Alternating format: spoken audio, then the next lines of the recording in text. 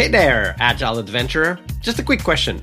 What if, for the price of a fancy coffee or half a pizza, you could unlock over 700 hours of the best Agile content on the planet? That's audio, video, e-courses, books, presentations, all that you can think of. But you can also join live calls with world-class practitioners and hang out in a flame war-free and AI slop-clean Slack with the sharpest minds in the game. Oh, and yes, you get direct access to me, Vasco, your Scrum Master Toolbox podcast. No, this is not a drill. It's the Scrum Master Toolbox membership. And it's your unfair advantage in the Agile world. So if you want to know more, go check out scrummastertoolbox.org/membership. That's scrummastertoolbox.org/membership. And check out all the goodies we have for you.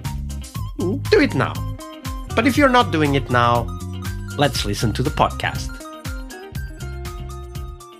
Hello, everybody. Welcome to one more week of the Scrum Master Toolbox podcast. And this week, joining us from beautiful Sydney in Australia is Alidad Hamidi. Hey, Alidad, welcome to the show. Hey, Vasco. Good to be here.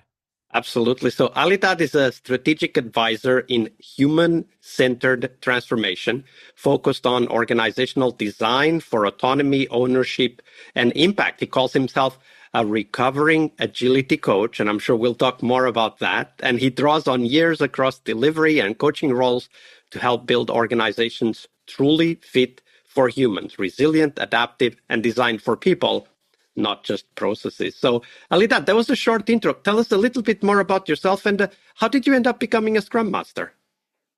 Thanks for that amazing introduction. I don't know if it was from LinkedIn or somewhere else, but I listened to you. I said, really, do I do all of that? And actually, I've been in this space of agility, organizational design, and the product delivery for a very long time. I won't go into the history because it's a long story. But to answer your specific question, I was a business analyst in a team that have adopted Agile for maybe 2 years, and one of the other teams in our company, their Scrum Master went on leave, and someone just asked me, look, while they're away, can you just do the Scrum Mastery of their team? And I said, oh yeah, that's easy. I see my Scrum Master. They just run these meetings and talk about feelings and everything. And of course, I would be able to do that. And that was the beginning. And then the moment I join as a Scrum Master, it changes everything for me. Like I see things from a very different perspective, started to see things from more of a human perspective, the interaction perspective, team boundaries. So other things become more important for me than it was before. Although, after that experience, I did go and become a product owner for a few years, but that stayed with me, that angle stayed with me. And then my very first contracting gig after that job was a Scrum Master role. So that's kind of a really, really brief history of how I ended up as a Scrum Master. I definitely recognize that shift in perspective, right? Like from doing the things like, working with, as a business analyst in your case, for my case, I was a software developer and an architect. And that shift of starting to see the people side and how the interactions affect people, that is a really big shift in how we see software development, because we start to realize that it's actually a human system, not just a technology system. And I would say these days I would call it a socio-technical system, so that it includes both the social aspects as well as the technological aspects. And when we shift that perspective, we try different things, but sometimes, as it so often happens when we try different things, they don't go so well, right? So today's Fail Monday here on the podcast, Alidad. So we want to explore one of those stories, a story of a difficult moment you had. And of course, we'll dive into what you learned later, but tell us that first that story, Alidad. It was a pivotal moment for me. I joined the team as a contractor. I think it was my second contracting gig, and we've already had quite a lot of failures working with different teams, and learned a lot from those interactions. But I was working with a team. I joined a team as a consultant. They asked me to be the iteration manager for that team. It's the term that they use in Australia for a period of time because they didn't like the term Scrum Master. Um, so, uh, so there was this moment very early in my interaction with the team that I realized, the people who hired me, they told, oh, look, we're going through this transformation. We're moving all of our servers into cloud. And I think your teams also will be impacted. They haven't get back to us because they haven't had a team lead and a scrum master for a while, and the product owner is really busy. Can you just do some work around that? And I said, sure, I'm happy to do that. And just went to the team, and I said, well, this is what I'm hearing, guys. What's happening? What's the impact to you? They said nothing. And I said, all right, well, there's no impact. And I moved on. And then I started to talk to these other teams, and I realized, it's going to significantly impact this, because these guys, which I might actually talk to it later, they were maintaining about over $500 million business assets, or they were maintaining software that was generating that type of money. And they realized that a lot of their environments, as well as development and some of their more kind of a testing environment, is going to be hugely impacted. In other words, they won't be able to support the system. And I was shocked that why they are not saying anything. So I went back and I said, guys, this is what I heard. Tell me what is going on. And being a contractor, consultant, I was anxious. I'm here to get the job done, all of that pressure. But right before I start telling them what to do, all I did was I said, here is the list of all of the apps you're supporting. I draw it on a whiteboard. Back then, we were still using physical whiteboards. I said, tell me what is the impact? How do we use this? What is the impact? What do we need to do? And no one said anything. I was about to point to the more senior person in the team to say, you tell me, and give them the pen, right?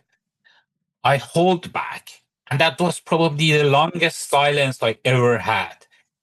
It wasn't long. It was probably 1 minute. I looked at everyone and I waited and I waited and I waited, and no one said anything. And I said, okay, looks like you don't have any concerns. I'm heading back to my seat. And they were shocked because all of the managers before me, they were just telling them, you need to say this, do this. What do you think? What do you think? You're going to come up with. So, all right, you don't think there is an impact? Okay. And they were at shock. They were just looking at me. I said, one of them said, come back. I said, why? You're not saying anything. I don't know. Look, I'm new here. And they said, can you write it? I said, no, you write it. Here is the pen. They take the pen. The first person that come and write down the first impact, the whole thing gets started. And then there was a lot of interaction, conversation, debates, and they started to fill that whole board, and then we turned it into this. And look, there was massive impact, but they were used to a manager come and tell them what to do. They were used to someone is telling who needs to do what.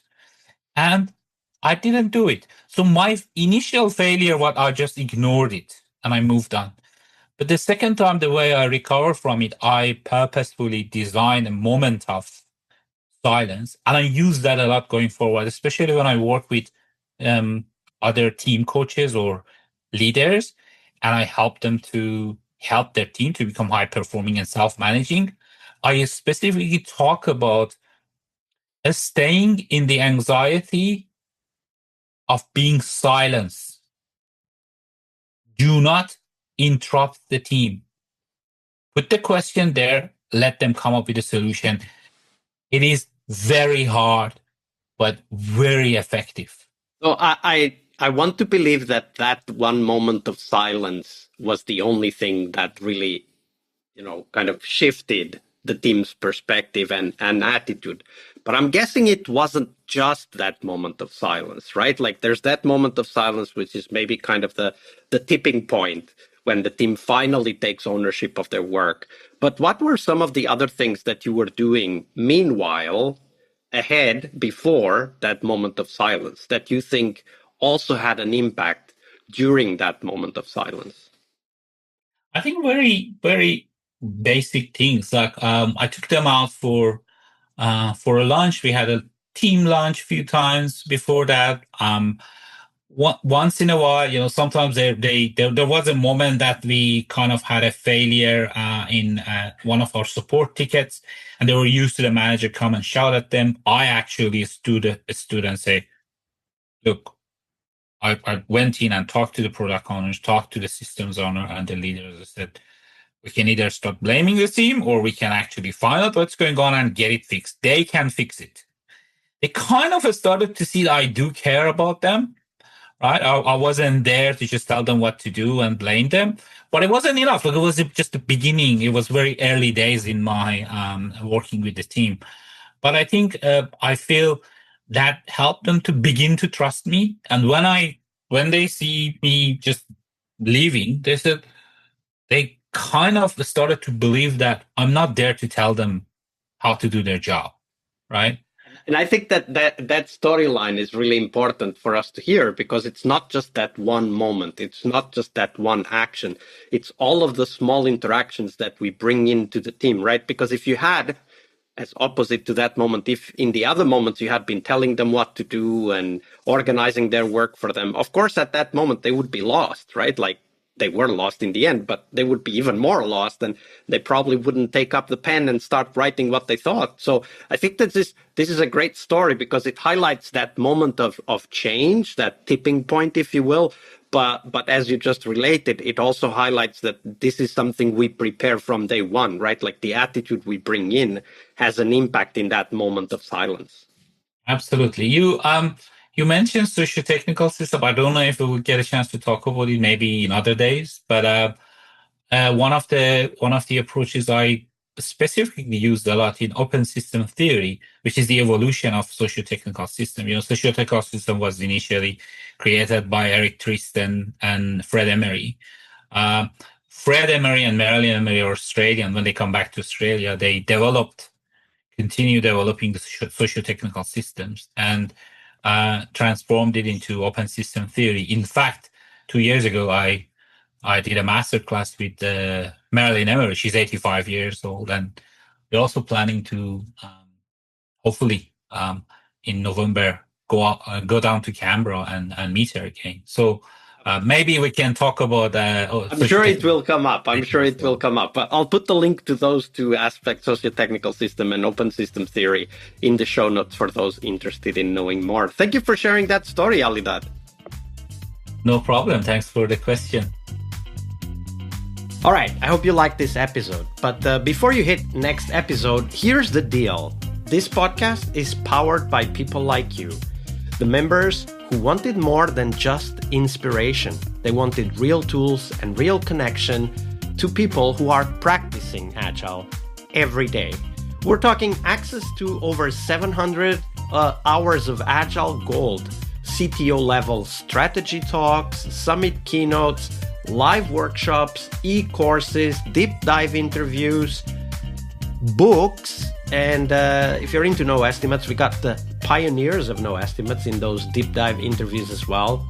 Agile business intelligence, creating product visions, coaching your product owner courses, you name it. You'll get invites to monthly live Q&As with Agile pioneers and practitioners, plus a private Slack community, which is free of all of that AI slop you see everywhere, and of course, without the flame wars. It's a community of practitioners that want to learn and thrive together. It's the best place to connect with community and learn together. So if this podcast has helped you before, imagine what you will get from this podcast membership. So head on over to scrummastertoolbox.org/membership and join the community that's shaping the future of Agile. And we have so much for you. So check out all the details at scrummastertoolbox.org/membership, because listening is great, it's important, but doing it together, that's next level. I'll see you in the community Slack. We really hope you liked our show. And if you did, why not rate this podcast on Stitcher or iTunes? Share this podcast and let other Scrum Masters know about this valuable resource for their work. Remember that sharing is caring.